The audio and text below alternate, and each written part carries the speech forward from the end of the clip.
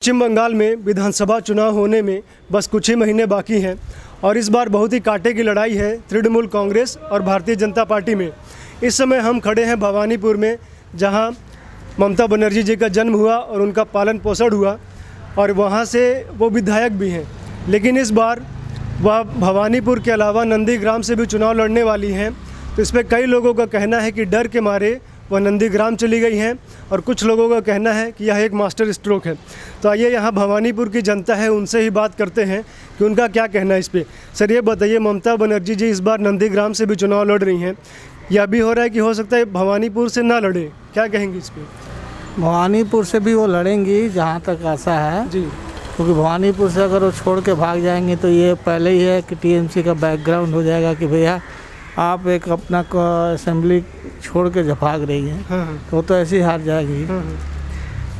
आप बताइए सर, ये बोल रहे हैं कि जो भवानीपुर से छोड़ के गई हैं ममता दीदी, डर के गई हैं कि मास्टर स्ट्रोक है वहाँ पे?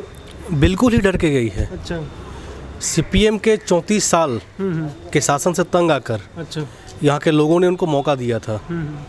लेकिन 10 साल होने वाला है ममता बनर्जी का, लेकिन पश्चिम बंगाल में एक भी फैक्ट्री लगवाई नहीं। और पश्चिम बंगाल में जो दो प्रमुख धर्म के लोग हैं, हिंदू और मुस्लिम, उन दोनों को दो नज़रों से देख रही थी वो। अच्छा, एक को वोट बैंक की नज़रों से और एक का कोई महत्व नहीं है यहाँ पर। रोजगार यहाँ पर कुछ भी नहीं आया, बंगाल में कुछ भी रोजगार नहीं आया यहाँ पर। और लास्ट जो विधानसभा का चुनाव हुआ, लोकसभा का जो चुनाव हुआ है, उसमें 8 जो वार्ड है इस विधानसभा में, 7 वार्ड में ममता बनर्जी बुरी तरह से पराजित हो चुकी है। अच्छा। सिर्फ एक वार्ड है 77 वार्ड जो मुस्लिम मेजोरिटी वार्ड है, जहां से ममता बनर्जी को लीड मिला काफ़ी ज़्यादा वोटों से, जिसके वजह से भवानीपुर विधानसभा से जीत पाई थी वो। वरना यदि आप करिएगा कैलकुलेशन तो भवानीपुर से हार चुकी है वो। इसीलिए ममता बनर्जी समझ चुकी है। 7 वार्ड में हार रही थी, एक वार्ड से लीड ले ली, तो इतना कितना लीड हो गया? बहुत कम वोट से, मतलब बहुत कम वोट से जीती है वो, बहुत कम वोट से, मुश्किल से मुश्किल 3-4 हज़ार वोट से जीती है वो। हाँ, वरना भवानीपुर से हार चुकी है वो। और ममता बनर्जी को एहसास हो चुका है कि इस बार के चुनाव में भवानीपुर से हारेगी वो, इसीलिए डर के मारे वो गई है नंदीग्राम में। कई लोग मास्टर स्ट्रोक भी कह रहे हैं कि वहाँ पे शुभेंदु अधिकारी को काउंटर करेंगे। कुछ काउंटर नहीं कर पाएगी, अपना तो विधानसभा में कुछ कर नहीं पा रही है, बाहर क्या करेगी? जहाँ पे पली बड़ी है वो, जहाँ की वोटर है, जहाँ के लोगों ने ममता बनर्जी को ममता बनर्जी बनाया, वहाँ के लोगों ने ही उसको धिक्कार कर दिया है। तो बाहर के लोग क्या उसको एक्सेप्ट करेंगे? ये तो सोचने ही वाली बात है ना, कि अपने घर के लोग उसको पसंद नहीं कर पा रहे हैं, तो बाहर के लोग क्या पसंद करेंगे? और जहाँ तक बात नंदीग्राम की है, तो नंदीग्राम में हम लोगों ने देखा था, सिंगूर और नंदीग्राम में, जिसके वजह से दीदी मुख्यमंत्री बनी थी, वहाँ के लोगों को सिर्फ धोखा दी है वो। वहाँ जाएगी तो यहाँ से भी बुरी तरह से हारेगी वो। आप कहने की डर के भागी हैं। आइए और लोगों से बात करते हैं हम लोग। ये बताइए सर, ममता बनर्जी जो है भवानीपुर छोड़ के नंदीग्राम से चुनाव लड़ रही हैं, क्या कारण है इसका, क्या देखते हैं आप लोग? ममता बनर्जी असमर्थ है भवानीपुर में। अब वो जान चुकी है कि जनता हमको नकार दी है, और अपना वो इज्जत मान प्रतिष्ठा बचाने के कारण एक दूसरे जगह से लड़ रही है चुनाव, ताकि लोगों को मतलब एकदम से नज़र पे लोगों के नज़रों में ना गिर जाए। अच्छा। ममता बनर्जी नहीं भी तो कम से कम उनका 10 साल शासनकाल का पूरा होने वाला है, और उनका ही क्षेत्र में, उनके ही घरों के पास, उनके ही विधानसभा में वो ना तो कभी दिखती है, ना उनके कभी लोग दिखते हैं, ना उनके कभी काउंसलर कुछ करते नहीं हैं। बस वोट के समय आते हैं, हाथ जोड़ते हैं, फिर चले जाते हैं। तो ऐसा क्या कर दी है ममता बनर्जी कि इस बार भवानीपुर में जीत नहीं पाएंगी? आज का ये नया भारत है, आज का जनता तो ये डिजिटल इंडिया है, सब समझती है, सब जानती है। तो लोग पहले जैसे मूर्ख नहीं रहे, अब लोग सब जानते हैं कि यहाँ बदलाव की ज़रूरत है, इसीलिए जनता इनको नकार रही है। आइए और लोगों से बात करते हैं हम लोग। आप बताइए सर, आपका क्या कहना होगा इस पर?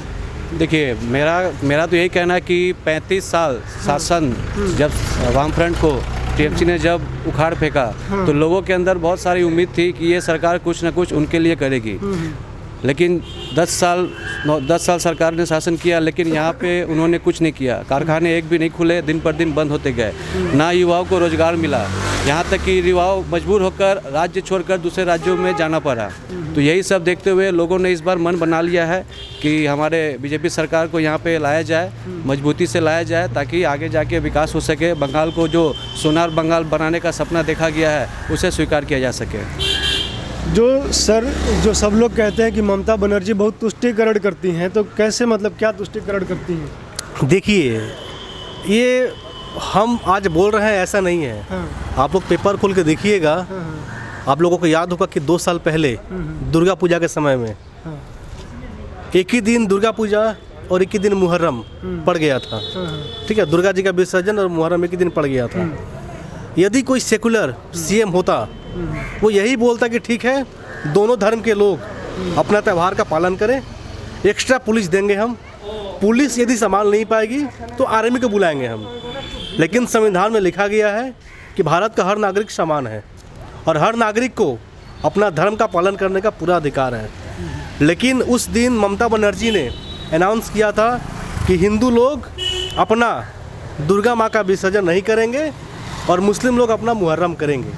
आप बताइए क्या है ये क्या तुष्टिकरण नहीं है? और दूसरा बात, ममता बनर्जी जब मुख्यमंत्री बनी थी तो बनते ही उन्होंने कहा था कि जो मुस्लिम के जो धर्मगुरु हैं, इमाम, उनको इमाम भाता दिया जाएगा। आखिर क्यों? जो हिंदू के ब्राह्मण पंडित हैं उन्होंने क्या गलती किया है? या जो क्रिश्चियन के जो पादरी लोग हैं उन्होंने क्या गलती किया है? या सिख के जो धर्मगुरु हैं उन्होंने क्या गलती किया है? तो इससे साबित होता है कि ममता बनर्जी जो है पश्चिम बंगाल में तुष्टिकरण करती है। ऐसा भी हम लोग सुनते हैं कि जो मंदिर हैं पश्चिम बंगाल में, कई मंदिरों में मुस्लिम को लगा रखा है मेंटेनेंस के लिए। ये बात सही है? एकदम सही बात। हम तो बोल रहे हैं ना, यहाँ पर ममता बनर्जी सिर्फ वोट बैंक, मतलब मुस्लिम वोट बैंक पाने के चलते ऐसा काम कर रही है ना जिसका संविधान में कहीं जिक्र नहीं है। आपने देखा होगा मुर्शिदाबाद या मालदा, हमको जगह नहीं याद आ रहा है, कुछ छात्र थे अपना इच्छा से विषय पढ़ना चाह रहे थे वो, लेकिन दीदी ने उन लोगों को उर्दू पढ़ने के लिए मजबूर की वहाँ पर। और उन लोगों ने इसका प्रतिवाद किया कि उर्दू नहीं पढ़ेंगे हम, तो उनको गोली मार दिया गया। बताइए क्या, गोली मार दिया गया, सब कुछ जानता है ये। उनको मजबूर किया गया कि बंगाल में रहना है तो आपको उर्दू पढ़ना पड़ेगा, अपने मन से आप कोई विषय नहीं पढ़ पाइएगा। दीदी भी तो उर्दू से पढ़ाई की है। दीदी जो है MA की है इस्लामिक हिस्ट्री से। अच्छा। तो उनका इस्लामिक जो प्रेम है ना उस जग जाहिर है वो। हाँ, आप क्या कहेंगे सर इस पर? अब 10 साल हम लोग कष्ट यहाँ भोग तक लिए। कि कोलकाता में, जो कोलकाता है, यहाँ पर 75% जो है हिंदू है और 25% मुस्लिम है यहाँ पर। और कलकत्ता में एक से एक शिक्षित, क्वालिफाइड और पढ़े लिखे हिंदू यहाँ पे हैं, फिर भी मेयर बनाती है एक मुस्लिम को। और मेयर बोलते हैं वो जो फिरहाद हकीम है, बोलते हैं कि कलकत्ता को मिनी पाकिस्तान बनाएंगे हम लोग। मतलब फिर भी हिंदू दीदी को वोट देता है, क्या कारण है? देखिए, पश्चिम बंगाल में दीदी को जो वोट मिला था ना, जैसे कि पहले भी मैंने कहा कि 34 सालों में CPM ने बर्बाद कर दिया है बंगाल को। तो यहाँ के लोगों के अंदर ना, मतलब बहुत गुस्सा था, रोज़ था कि कुछ नया परिवर्तन चाहिए यहाँ पर, कुछ नया लोगों को लाना पड़ेगा। तो बहुत उम्मीद के साथ लाया गया था, लेकिन लाने के बाद देखा गया कि जिसको हम लोगों ने रक्षक बना के लाया है वो एक्चुअल में रक्षक नहीं, वो भक्षक है। वो समझ गए ना? वो 34 साल का जो शासन था उसमें जो त्रुटियाँ बची थी उनको इन्होंने आके पूरा कर दिया। अच्छा। माने वो जो मार काट, अब आप छोड़ के गए तो कसर जो मतलब सोच लिए आप, जो कसर उन लोगों ने छोड़ा था उस कसर को ये पूरा कर रही हैं। आप बंगाल को छोड़ कर कहीं का भी आप राजनीति देखिए, कौन हारा कौन जीता उससे मतलब नहीं है। किंतु यहाँ लग रहा है कि 2 देशों के बीच में वार चल रहा है, मार काट करके हमें जीतना है। इस तरह का राजनीति कभी ज़िंदगी में हमने देखा नहीं था। अच्छा, जो हिंसा होता है पश्चिम बंगाल के चुनाव में, और इस बार जो चुनाव हो रहा है उसमें भाषा की मर्यादा जो है काफ़ी टूट गई है। देखिए, मेरा अपना मानना है, देखिए जो देश है ना हमारा हिंदुस्तान, वो पूरी तरह से संविधान पर टिका हुआ है। जो भी चीज़ है यहाँ पर एक संवैधानिक चीज़ है यहाँ पर। तो संविधान में ये कहा गया है कि भारत का कोई भी नागरिक जिसका अपना आइडियोलॉजी को मानता है वो पार्टी कर सकता है वो। तो लेकिन पश्चिम बंगाल में क्या है ना, पश्चिम बंगाल में संविधान का धज्जिया उड़ाया जाता है। यहाँ पर दीदी का साफ निर्देश दिया गया है कि जो TMC नहीं करेगा उसको मार दो, जो TMC करेगा वही बंगाल में रहेगा। इसका उदाहरण है कि कुछ दिन पहले एक विधायक थे पश्चिम बंगाल के, उनको फांसी पर लटका दिया गया, बीजेपी के विधायक है। तो ऐसा कहाँ लिखा गया है? इलेक्शन जो है आराम से होना चाहिए, जनता को होना चाहिए फ्रीडम वोट देने का। वो किसको चाहती है वोट देने के लिए? यदि दीदी हार भी जाती है तो क्या हुआ, हार जाएगी तो फिर मौका मिलेगा उनको, फिर से काम करेगी अपना, वो फिर से उनको बंगाल की जनता मौका देगी। लेकिन दीदी का माथा में घुस गया है कि इस बार हम हारेंगे और इस बार हार जाएंगे हम, तो इस बार पत्ता खत्म हो जाएगा हमारा, इसलिए डरी हुई है वो।